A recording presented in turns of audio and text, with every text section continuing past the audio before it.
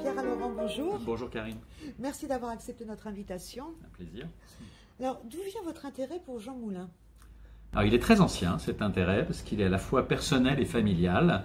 Il se trouve que je suis par ma mère petit-fils de préfet et un préfet d'Amiens, de la Somme, qui en 1934-38 avait un secrétaire général qui s'appelait Jean Moulin. Et je suis historien des institutions, historien du corps préfectoral, et donc ça fait 40 ans que je tournais autour du sujet sans oser véritablement me lancer. Et puis, vous connaissez l'édition, rencontre avec un éditeur formidable, Cédric Michon, qui m'a dit: tu as une tête de préfet, tu devrais faire un ouvrage sur un grand préfet. Et donc, Jean Moulin, bien sûr. Alors justement, quelle facette peut-être moins connue de Jean Moulin avez-vous voulu mettre en lumière dans cet ouvrage? Alors, à la fois, le préfet, le préfet de la Résistance, parce qu'en fait, la plupart des biographes qui avaient travaillé sur Jean Moulin étaient des historiens de la Résistance. Bon. Moi, je suis un historien du corps préfectoral, de l'administration, et donc c'est cet aspect-là que j'ai voulu vraiment mettre en lumière, c'est-à-dire que ses qualités d'organisateur, organisateur clandestin de la Résistance, d'unificateur aussi au service du général de Gaulle, eh bien, il tire ses qualités de son expérience administrative et de préfet. Et puis le deuxième aspect, mais qui avait déjà été développé par d'autres biographes, je pense à Bénédicte Vergès-Chaignon en particulier, c'est l'artiste, bien sûr, c'est Romanin. Alors justement, en parlant d'artistes, Jean Moulin a dessiné l'affiche pour l'exposition célébrant à Chartres le 150e anniversaire de la Révolution. Justement, quel était son regard sur cette période de l'histoire, sur la Révolution française?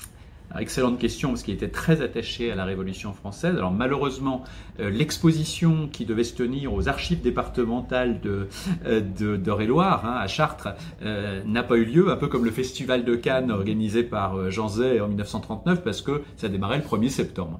Mais sa vision de la Révolution française est très positive. Il se veut véritablement, par fidélité familiale, petit-fils, arrière-petit-fils de républicains. Il est très attaché à la Révolution française, à la liberté fondamentalement, et c'est ce qu'il incarne même à travers son martyre et sa mort. Et puis, c'est avant tout le fils d'Antonin Moulin, ce père formidable qui a une grande influence sur Jean Moulin, qui était enseignant, qui était journaliste, qui était un militant radical de la Ligue des droits de l'homme et l'un des premiers Dreyfusards à Béziers, mais même en France, il est persuadé de l'innocence du capitaine Dreyfus et il se bat pour cela. Et toutes ces valeurs, Jean Moulin y est resté tout à fait fidèle toute sa vie. Et encore en 1942, il écrit à des amis, etc. Donc 4 ans après la mort de son père, qui meurt en 1938, que vraiment il est attaché à ces valeurs. Donc voilà, la Révolution française, la République, pour Jean Moulin, c'est très intime, c'est son père. Alors, en parlant de la famille de Jean Moulin, justement, quand Jean Moulin prend une nouvelle identité, il choisit le nom de Joseph Mercier. Il se trouve que Joseph, c'est le prénom de son frère qui est mort à l'âge de 19 ans. En quoi la disparition de ce frère l'a marqué? Alors c'est fondamental, parce qu'il naît comme petit dernier d'une famille heureuse. Les Moulins s'entendent bien apparemment. Laure Moulin, la grande sœur, il y a un rapport très fort avec Jean Moulin. Mais il y a ce drame, effectivement, en 1907. Donc Jean Moulin, qui est de 1899, a 8 ans. Et il perd son grand frère adoré. Et puis dans une famille, il y a bien sûr l'aîné de la famille, surtout à l'époque, un garçon, portait l'ambition en fait de la famille. Antonin Moulin, qui était aussi un élu local, qui avait été adjoint au maire de Béziers, qui était conseiller départemental, on disait général à l'époque, il rêvait qu'un de ses fils soit préfet. Et il est très probable, on ne va pas faire de l'Uchronie comme on dit aujourd'hui, ou de l'histoire contrefactuelle, c'est-à-dire et si, ça s'était passé autrement, mais il est probable que si ce frère aîné, Joseph, avait survécu, c'est lui qui aurait porté l'ambition de son père, c'est lui qui serait devenu préfet, probablement, par recommandation de son père, et peut-être que Jean Moulin aurait pu devenir un très grand dessinateur de presse comme Sennep ou Gassier, et donc, parce que c'était ça sa vocation, il dessinait tout le temps, depuis son enfance, il dessinait en classe, il dessinait partout. Alors, Jean Moulin déjeune avec De Gaulle. Vous évoquez ce déjeuner à Londres le 25 octobre 1941. Quels sont les rapports et quels vont être les rapports entre Jean Moulin et De Gaulle dès le début de cette grande aventure de la Résistance? Étonnamment excellent. Je dis étonnamment parce que il faut voir les personnages. Hein. Alors, deux grands corps de l'État, hein, l'armée et l'administration préfectorale, qui se rejoignent par un aspect, l'obéissance hiérarchique. Un préfet, il obéit au ministère de l'Intérieur, sinon il est révoqué la semaine suivante au Conseil des ministres.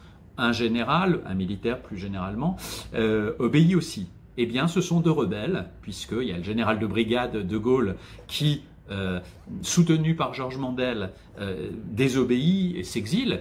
On oublie souvent que le général de Gaulle a été le premier condamné par la justice militaire de Vichy, condamné par contumace à la peine de mort pour trahison, et Jean Moulin, l'un des seuls préfets, effectivement, à désobéir, à quitter le corps préfectoral, même si beaucoup ont été révoqués ensuite, et il se retrouve effectivement sur quoi ? Sur l'honneur, honneur et patrie, hein, comme on disait à Londres. Ils se retrouvent sur ces valeurs-là, alors qu'ils viennent de milieux très différents, puisque donc Jean Moulin est un préfet rouge, hein, comme à l'époque, un préfet du Front populaire, et puis le général de Gaulle n'est pas du tout d'extrême droite, comme certains le fantasmaient dans la Résistance, mais il vient d'une famille très catholique, du Nord, plutôt barésienne que maurassienne, hein. Donc ils n'étaient pas sur les mêmes valeurs au départ, mais ils se retrouvent sur l'honneur de la patrie et l'obsession de libérer la France, qu'elle retrouve sa souveraineté et de rétablir la démocratie. Alors, votre livre, vous le disiez, appartient à la collection Destin chez Calippe. Alors, sur des biographies d'une centaine de pages maximum. Comment avez-vous appréhendé justement cette contrainte et est-ce que ça a apporté finalement une valeur ajoutée à votre livre d'avoir cette obligation d'aller à l'essentiel? Ben, je pense, oui. Alors d'abord, Destin, Jean Moulin, quel destin. Bon.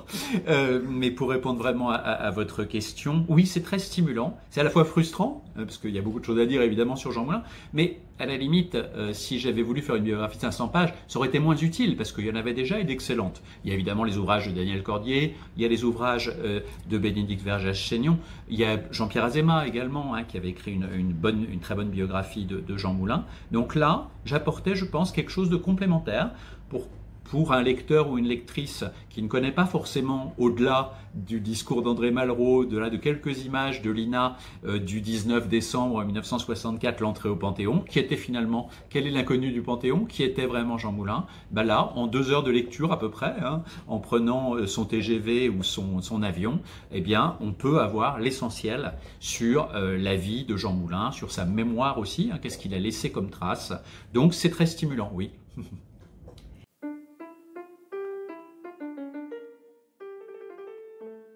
Votre occupation préférée?